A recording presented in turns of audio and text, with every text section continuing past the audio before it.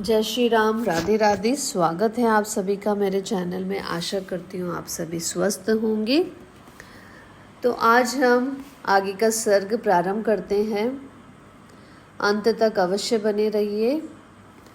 तत् समीक्षय शयने सन्नं शोकेन पार्थिवं कौशल्यापुत्र शोकार्थ तम उवाच महीपतिम्। अर्थात सैया पर पड़े हुए राजा को पुत्र शोक से व्याकुल देख पुत्र के शोक से ही पीड़ित हुई कौशल्या ने महाराज से कहा, नरश्रेष्ठ श्री राम पर अपना विष उड़ेल कर टेढ़ी चाल से चलने वाली केकई कैंचुल छोड़कर नूतन शरीर से प्रकट हुई सर्पणी की भांति अब स्वच्छंद विचरेगी।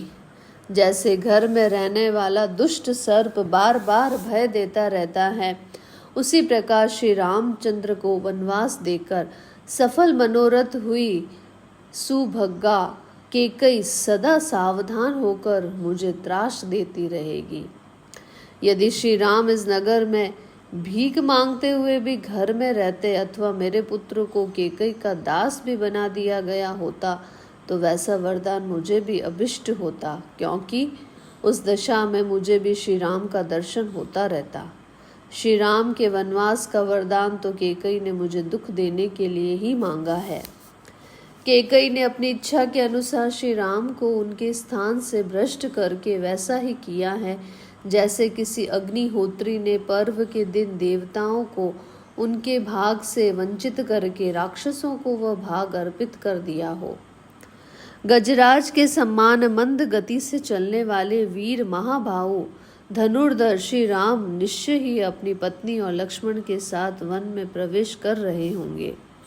महाराज, जिन्होंने जीवन में कभी दुख नहीं देखे थे, उन श्री राम, लक्ष्मण और सीता को आपने केकई की बातों में आकर वन में भेज दिया। अब उन विचारों की वनवास के कष्ट भोगने के सिवा और क्या अवस्था होगी। रत्न तुल्य उत्तम वस्तुओं से वंचित वे तीनों तरुण सुख रूप फल भोगने के समय घर से निकाल दिए गए। अब वे बेचारे फल मूल का भोजन करके कैसे रह सकेंगे। क्या फिर से मेरे शोक को नष्ट करने वाला वह शुभ समय आएगा जब मैं सीता और लक्ष्मण के साथ वन से लौटे हुए श्री राम को देखूंगी। कब वह शुभ अवसर प्राप्त होगा जबकि वीर श्री राम और लक्ष्मण वन से लौट आए। यह सुनते यशस्विनी अयोध्यापुरी के सब लोग हर्ष से उल्लसित हो उठेंगे और घर घर फहराए गए ऊंचे ऊंचे ध्वज समूह पूरी की शोभा बढ़ाने लगेंगे। नरश्रेष्ठ श्री राम और लक्ष्मण को पुनः वन से आया हुआ देख यह अयोध्यापुरी पूर्णिमा के उमड़ते हुए समुद्र की भांति कब हर्षोल्लास से परिपूर्ण होगी। जैसे सांड गाय को आगे करके चलता है, उसी प्रकार वीर महाबाहु श्री राम रथ पर सीता को आगे करके कब अयोध्यापुरी में प्रवेश करेंगे। कब यहाँ के सहस्त्र मनुष्य पुरी में प्रवेश करते और राजमार्ग पर चलते हुए मेरे दोनों शत्रु दमन पुत्रों पर लावा की वर्षा करेंगे।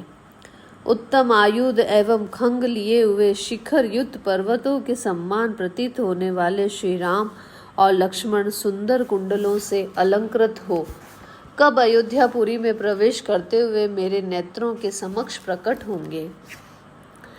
कब ब्राह्मणों की कन्याएं हर्ष पूर्वक फूल और फल अर्पण करती हुई अयोध्यापुरी की परिक्रमा करेगी। कब ज्ञान में बड़े चढ़े और अवस्था में देवताओं के समान तेजस्वी धर्मात्मा श्री राम उत्तम वर्षा की भांति जन समुदाय का लालन पालन करते हुए यहाँ पधारेंगे।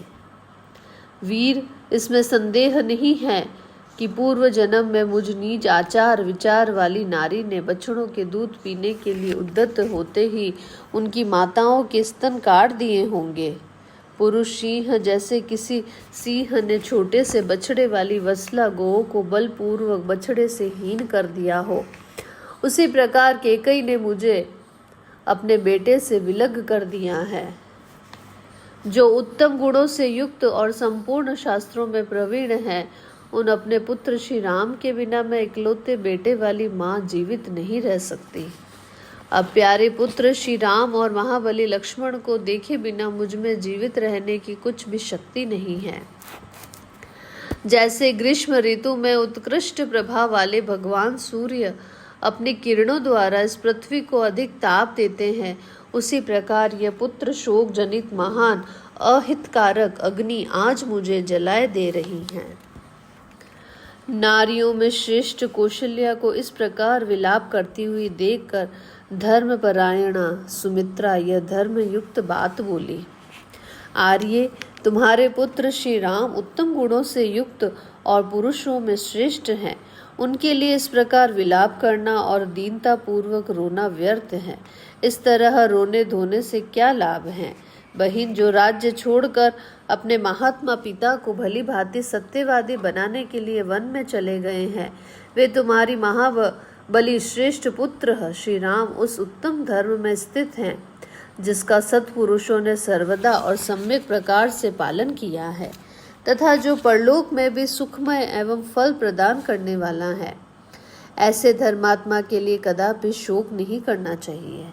निष्पाप लक्ष्मण समस्त प्राणियों के प्रति दयालु हैं। वे सदा श्री राम के प्रति उत्तम वर्ताव रखते हैं, अतः उन महात्मा लक्ष्मण के लिए यह लाभ की बात है। विदेह नंदिनी सीता भी, जो सुख भोगने के लिए ही योग्य है, वनवास के दुखों को भली भांति सोच समझकर ही तुम्हारे धर्मात्मा पुत्र का अनुसरण करती हैं। जो प्रभु संसार में अपनी कीर्तिमय पताका फहरा रहे हैं और सदा सत्यव्रत के पालन में तत्पर रहते हैं, उन धर्म स्वरूप तुम्हारे पुत्र श्री राम को कौन सा श्रेय प्राप्त नहीं हुआ है। श्री राम की पवित्रता और उत्तम महात्म्य को जानकर निश्चय ही सूर्य अपनी किरणों द्वारा उनके शरीर को संतप्त नहीं कर सकते हैं। सभी समयों में वनों से निकली हुई उचित सर्दी और गर्मी से युक्त सुखद एवं मंगलमय वायु श्री रघुनाथ जी की सेवा करेगी। रात्रि काल में धूप का कष्ट दूर करने वाले शीतल चंद्रमा सोते हुए निष्पाप श्री राम का अपने किरण रूपी करों से आलिंगन और स्पर्श करके उन्हें आह्लाद प्रदान करेंगे। श्री राम के द्वारा रणभूमि में तिमिस ध्वज के पुत्र दानवराज सुबाहु को मारा गया देख विश्वामित्र जी ने उन महातेजस्वी वीर को बहुत से दिव्य अस्त्र प्रदान किए हैं। वे पुरुष श्री राम बड़े शूर वीर हैं। वे अपने ही बाहुबल का आश्रय लेकर जैसे महल में रहते थे, उसी तरह वन में भी निडर होकर रहेंगे। जिनके बाणों का लक्ष्य बनकर सभी शत्रु विनाश को प्राप्त होते हैं, उनके शासन में यह पृथ्वी और यहाँ के प्राणी कैसे नहीं रहेंगे। श्री राम की जैसी शारीरिक शोभा है, जैसा पराक्रम है और जैसी कल्याणकारी शक्ति है, उससे जान पड़ता है कि वे वनवास से लौटकर शीघ्र ही अपना राज्य प्राप्त कर लेंगे। देवी श्री राम सूर्य के भी सूर्य और अग्नि के भी अग्नि हैं। वे प्रभु के भी प्रभु, लक्ष्मी की भी उत्तम लक्ष्मी और क्षमा के भी क्षमा है। इतना ही नहीं, वे देवताओं के भी देवता तथा भूतों के भी उत्तम भूत हैं। वे वन में रहे या नगर में, उनके लिए कौन से चराचर प्राणी दोषवाह हो सकते हैं।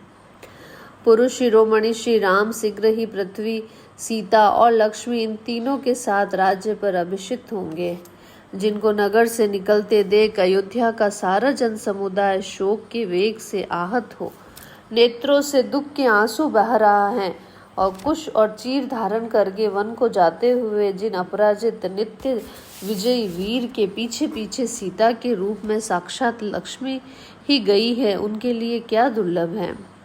जिनके आगे धनुर्धारियों में श्रेष्ठ लक्ष्मण स्वयं बाण और खंग आदि अस्त्र लिए जा रहे हैं, उनके लिए जगत में कौन सी वस्तु दुर्लभ है। देवी, मैं तुमसे सत्य कहती हूँ, तुम वनवास की अवधि पूर्ण होने पर यहाँ लौटे हुए श्री राम को फिर देखोगी।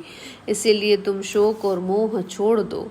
कल्याणी, तुम नवोदित चंद्रमा के समान अपने पुत्र को पुनः अपने इन चरणों में मस्तक रखकर प्रणाम करते हुए देखोगी। राजभवन में प्रविष्ट होकर पुनः राजपद पर अभिषिक्त हुए अपने पुत्र को बड़ी भारी राजलक्ष्मी से संपन्न देखकर तुम शीघ्र ही अपने नेत्रों से आनंद के आंसू बहाओगी। देवी श्री राम के लिए तुम्हारे मन में शोक और दुख नहीं होना चाहिए, क्योंकि उनमें कोई अशुभ बात नहीं दिखाई देती है। तुम सीता और लक्ष्मण के साथ अपने पुत्र श्री राम को शीघ्र ही यहाँ उपस्थित देखोगी। पाप रही देवी, तुम्हें तो इन सब लोगों को धैर्य बंधाना चाहिए, फिर स्वयं इस समय अपने हृदय में इतना दुख क्यों करती हो। देवी, तुम्हें शोक नहीं करना चाहिए, क्योंकि तुम्हें रघुनंदन राम जैसा बेटा मिला है। श्री राम से बढ़कर सन्मार्ग में स्थिर रहने वाला मनुष्य संसार में दूसरा कोई नहीं है। जैसे वर्षा काल के मेघों की घटा जल की वृष्टि करती हैं, उसी प्रकार तुम सुहृदयों सहित अपने पुत्र श्री राम को अपने चरणों में प्रणाम करते देख शीघ्र ही आनंद पूर्वक आंसुओं की वर्षा करोगी। तुम्हारे वरदायक पुत्र पुनः शीघ्र ही अयोध्या से आकर अपने मोटे मोटे कोमल हाथों द्वारा तुम्हारे दोनों पैरों को दबाएंगे। जैसे मेघ माला पर्वत को नहलाती है, उसी प्रकार तुम अभिवादन करके नमस्कार करते हुए सुहृदय सहित अपने शूर वीर पुत्र का आनंद के आंसुओं से अभिषेक करोगी। बातचीत करने में कुशल, दोष रहित तथा रमणीय रूप वाली देवी सुमित्रा इस प्रकार तरह तरह की बातों से श्री राम माता कौशल्या को आश्वासन देती हुई उपयुक्त बातें कहकर चुप हो गई। लक्ष्मण की माता का यह वचन सुनकर महाराज दशरथ की पत्नी तथा श्री राम की माता कौशल्या का सारा शोक उनके शरीर में ही तत्काल विलीन हो गया। ठीक उसी तरह जैसे शरद ऋतु के थोड़े जल वाला बादल शीघ्र ही छिन्न भिन्न हो जाता है। इस प्रकार से आदि काव्य के अयोध्या कांड में हमारा 44वां सर्ग जो है वो पूरा होता है। कल हम आगे का सर्ग प्रारंभ करेंगे। आपका दिन मंगलमय हो। धन्यवाद।